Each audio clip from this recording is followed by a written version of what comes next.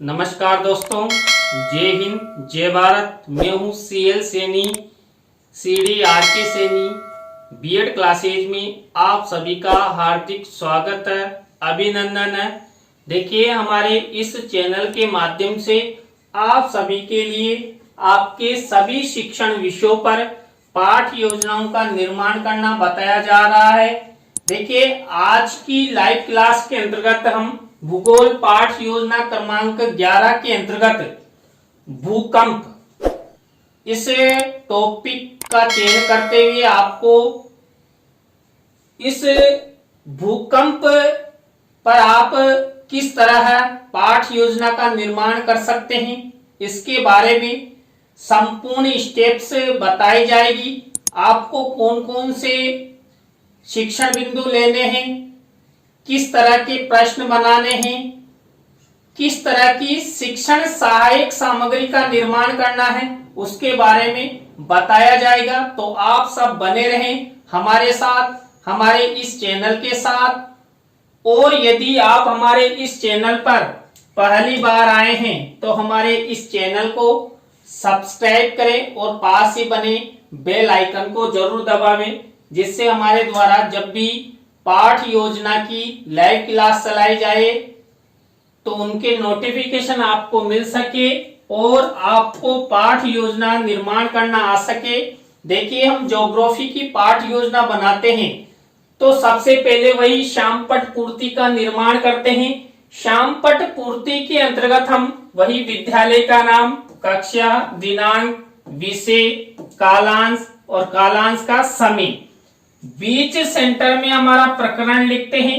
प्रकरण को हमेशा अंडरलाइन किया जाता है, इन्वर्टेड कॉमास में बंद किया जाता है, जिससे हमारा टॉपिक हाईलाइट रहे और कोई भी हमारी लेसन प्लान डायरी को देखे तो तुरंत उसे पता लग सके कि यहाँ पर इस टॉपिक की पाठ योजना निर्मित की गई है।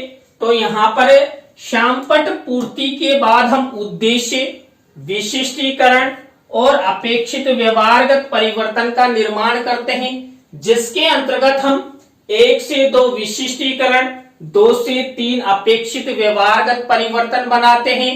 और मेन ध्यान रखा जाता है हमारे उद्देश्य और हमारे मुख्य प्रकरण का, तभी जाकर हम ये विशिष्टीकरण और ये अपेक्षित व्यवहारगत परिवर्तन अच्छे से बना सकते हैं।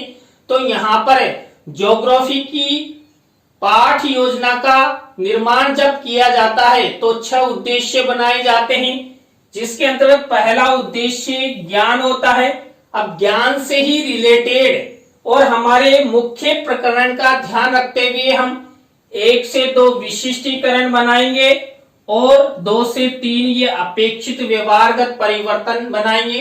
आपको भी आपकी दैनिक पाठ योजना डायरी में इसी तरह विशिष्टीकरण और अपेक्षित व्यवहारगत परिवर्तन मेंशन करना है। इसी तरह अवबोध उद्देश्य से रिलेटेड ये विशिष्टीकरण और ये अपेक्षित व्यवहारगत परिवर्तन आपको भूकंप इस प्रकरण को लेते हुए बनाने हैं। इसी तरह 3rd नंबर का उद्देश्य होता है ज्ञानोपयोगी। देखिए, ज्ञानोपयोगी उद्देश्य से रिलेटेड आपको ये विशिष्टीकरण और ये अपेक्षित व्यवहारगत परिवर्तन बनाना है। इसी तरह कौशल उद्देश्य से रिलेटेड विशिष्टीकरण और अपेक्षित व्यवहारगत परिवर्तन बनाना है। इसी तरह 5वें नंबर का उद्देश्य अभिरुचि होता है। तो अभिरुचि उद्देश्य से रिलेटेड आपको ये विशिष्टीकरण और ये अपेक्षित व्यवहारगत परिवर्तन बनाना है। इसी तरह आपको अभिवृत्ति उद्देश्य से रिलेटेड ये विशिष्टीकरण और ये अपेक्षित व्यवहारगत परिवर्तन बनाना है।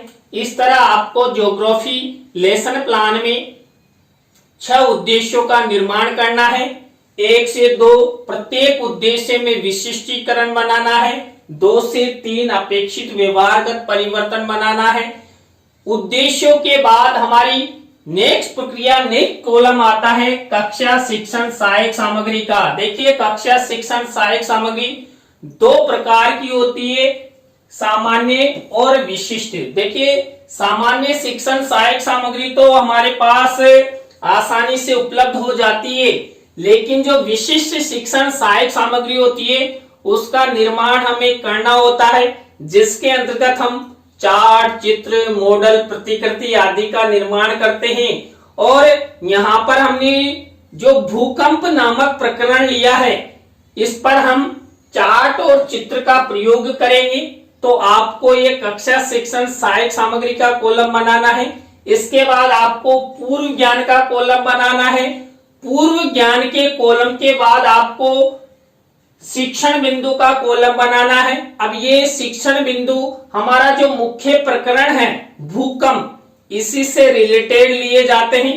तो 3 शिक्षण बिंदु हम लेते हैं। तो यहाँ पर देखिए, पहला बिंदु मैंने लिया है भूकंप की परिभाषा, दूसरा लिया है भूकंप आने का कारण, थर्ड नंबर का शिक्षण बिंदु लिया है भूकंप के प्रकार। अब ये तीनों शिक्षण बिंदुओं के आधार पर हम पाठ प्रस्तुतिकरण में पाठ योजना का निर्माण करेंगे। तो दोस्तों, आप जब ज्योग्राफी का लेक्शन प्लान बनाए तो इस तरह यहां तक आपको श्यामपट्ट पूर्ति, उद्देश्य, विशिष्टीकरण, अपेक्षित व्यवहारगत परिवर्तन बनाते हुए कक्षा शिक्षण सहायक सामग्री, कक्षा शिक्षण सहायक सामग्री के बाद पूर्व ज्ञान और शिक्षण बिंदु का कॉलम आपको बनाना है, जिससे आपकी पाठ योजना अच्छी बने, सुंदर बने। और आपकी दैनिक पाठ योजना डायरी को जब हम आपके पर्यवेक्षक चेक करें तो आपको अच्छे अंक प्रदान करें। तो यहां तक की प्रक्रिया के बाद हमारी मुख्य पाठ योजना शुरू होती है। मुख्य पाठ योजना हमारे पहले शिक्षण बिंदु यानी प्रस्तावना से शुरू होती है। देखिए, प्रस्तावना शिक्षण बिंदु के अंतर्गत हम प्रस्तावना के प्रश्न बनाते हैं। प्रस्तावना शिक्षण बिंदु के अंतर्गत हम 3 से 5 प्रश्न बनाते हैं। अंतिम प्रश्न समस्यात्मक होता है, प्रश्नों में तारतम्यता होती है, जिग-जैग होता है, उत्तरों से ही प्रश्न बनाया जाता है। और जो भी प्रस्तावना के प्रश्न बनाए जाएंगे ये छात्र छात्राओं के पूर्व ज्ञान पर आधारित होने चाहिए, सरल से कठिन की ओर शिक्षण सूत्र पर आधारित होने चाहिए, छात्र छात्रा आसानी से उत्तर दे सके, ऐसे प्रश्न यहां पर बनाए जाते हैं। प्रस्तावना के प्रश्न संक्षिप्त होते हैं, सरल होते हैं और छात्र छात्राओं के लिए बोधगम्य होते हैं। देखिए, यहाँ पर भूकंप प्रकरण पर मैंने किस तरह प्रस्तावना के प्रश्न बनाए हैं। तो पहला प्रश्न देखिए, चिंपांजी मनुष्य की तरह ही कैसा होता है, बुद्धिमान होता है। अब इसी उत्तर से हमारा नेक्स्ट प्रश्न बनेगा, संसार का सबसे बुद्धिमान प्राणी कौन है, मानव। अब इसी उत्तर से हमारा नेक्स्ट प्रश्न बनेगा, मानव कौन से ग्रह पर निवास करता है। देखिए, पृथ्वी पर निवास करता है। अब इसी उत्तर से हमारा प्रश्न बनेगा, पृथ्वी पर प्राकृतिक रूप से कुछ हलचल होने पर क्या होता है, भूकंप आ जाता है, पृथ्वी हिल जाती है, तो भूकंप आना हो गया। अब इसी उत्तर से हमारा नेक्स्ट प्रश्न बनेगा, भूकंप के बारे में आप सब क्या क्या जानते हैं। तो ये हमारा समस्यात्मक प्रश्न हो गया। उत्तरों से प्रश्न बनाए गए हैं, प्रश्नों में तारतम्यता है, जिग-जैग है, सरल से कठिन की ओर शिक्षण सूत्र का प्रयोग किया गया है। सभी प्रश्न छात्र छात्राओं के पूर्व ज्ञान पर आधारित है और सब प्रश्नों का उत्तर छात्र छात्रा आसानी से दे सकते हैं। तो दोस्तों, आपको ये प्रस्तावना के प्रश्न इस तरह बनाने हैं। प्रस्तावना शिक्षण बिंदु के बाद आप सभी को आपका दूसरा शिक्षण बिंदु अपनाना है, उद्देश्य कथन। देखिए, उद्देश्य कथन में हम जो हमारा मुख्य प्रकरण होता है उससे रिलेटेड उद्देश्य कथन करते हैं और उद्देश्य कथन करते हुए ही श्यामपट्ट पर हम क्या करते हैं, हमारे मुख्य प्रकरण का नाम लिखते हैं। तो यहाँ पर देखिए बच्चों, आज हम सब भूकंप प्रकरण के अंतर्गत भूकंप की परिभाषा, भूकंप का कारण और भूकंप के प्रकारों के बारे में विस्तार पूर्वक अध्ययन करेंगे।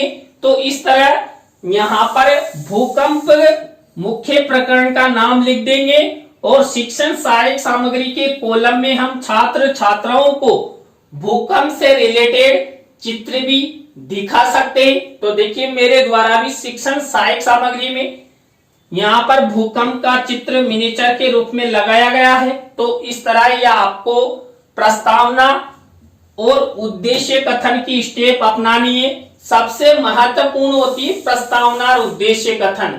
देखिए यदि आप द्वारा प्रस्तावना के प्रश्न अच्छे बनाए जाते हैं, उद्देश्य कथन एक तरीके से किया जाता है, तो छात्र छात्रा जो आप मुख्य प्रकरण को पढ़ाना चाह रहे हैं उसके प्रति छात्र सक्रिय हो जाते हैं, छात्र रुचि लेते हैं। तो ये 2 स्टेप हुई। 3rd नंबर की स्टेप आती है पाठ प्रस्तुतिकरण की। देखिए पाठ प्रस्तुतिकरण के अंतर्गत मैंने आपको जो 3 शिक्षण बिंदु बताए थे, वो शिक्षण बिंदु छात्र छात्राओं को पढ़ाए जाते हैं। तो यहाँ पर देखिए पहला शिक्षण बिंदु भूकंप की परिभाषा। अब इस भूकंप की परिभाषा टीचिंग पॉइंट से संबंधित हम विकासात्मक प्रश्न उत्तर बनाएंगे। विकासात्मक प्रश्न उत्तर हम कम से कम 3 बनाते हैं, 4 भी बना देते हैं। तो ये 3 विकासात्मक प्रश्न उत्तर मेरे द्वारा बनाए गए हैं। किससे रिलेटेड? भूकंप की परिभाषा से रिलेटेड। तो यहाँ पर विकासात्मक प्रश्न उत्तरों के बाद हमें भूकंप की परिभाषा से रिलेटेड क्या करेंगे? छात्र अध्यापक छात्र अध्यापिका कथन करेंगे। देखिए ये छात्र अध्यापक छात्र अध्यापिका कथन है।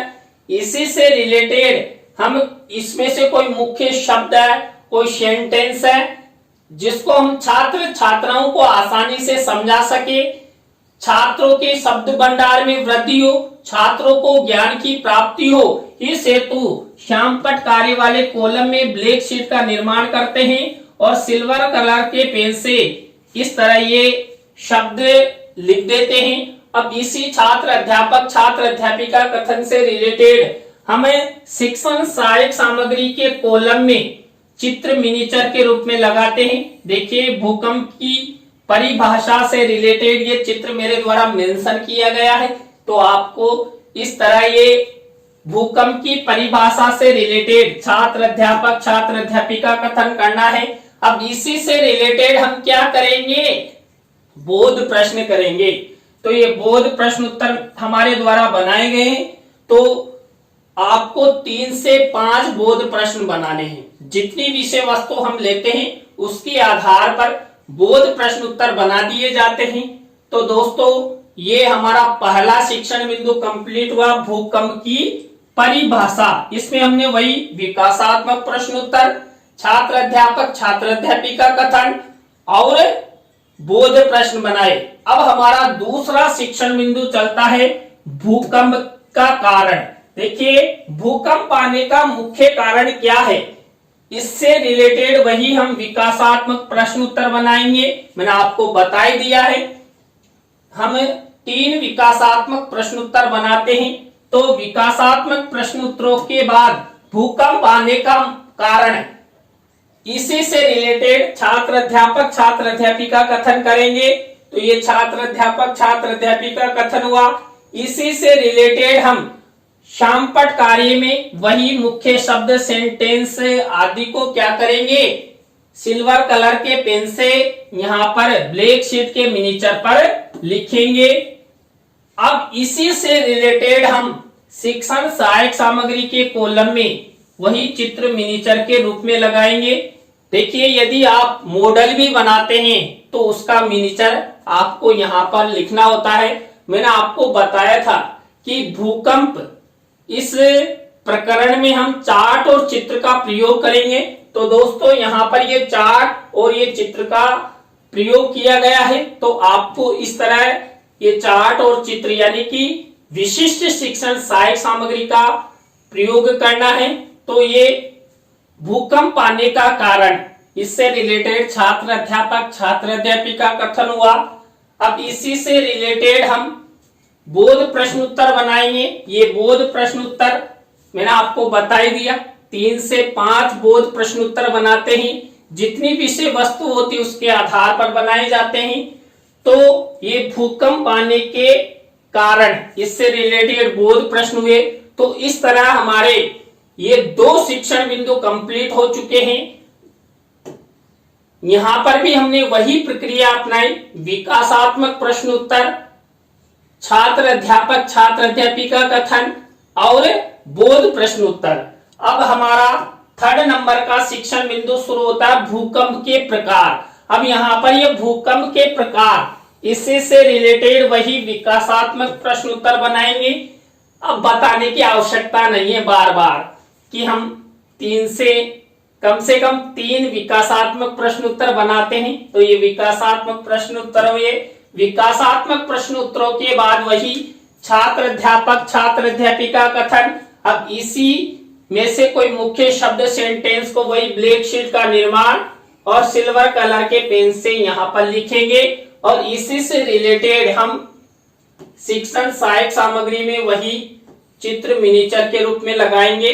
तो ये भूकंप के प्रकार से रिलेटेड छात्र अध्यापक छात्र अध्यापिका कथन हुआ। जब आप ज्योग्राफी पर आपकी दैनिक पाठ योजना डायरी में आप लेसन प्लान बनाए तो इसी तरह इसी फॉर्मेट का यूज आपको करना है जिससे आपकी पाठ योजना अच्छे से बन सके। अब इसी भूकंप के प्रकार हमारे शिक्षण बिंदु से रिलेटेड हम बोध प्रश्न उत्तर बनाएंगे। देखिए ये बोध प्रश्न और ये बोध उत्तर, वही हम 3 से 5 बोध प्रश्न उत्तर बनाते हैं। तो दोस्तों यहां तक हमने 3 शिक्षण बिंदु अध्ययन किए।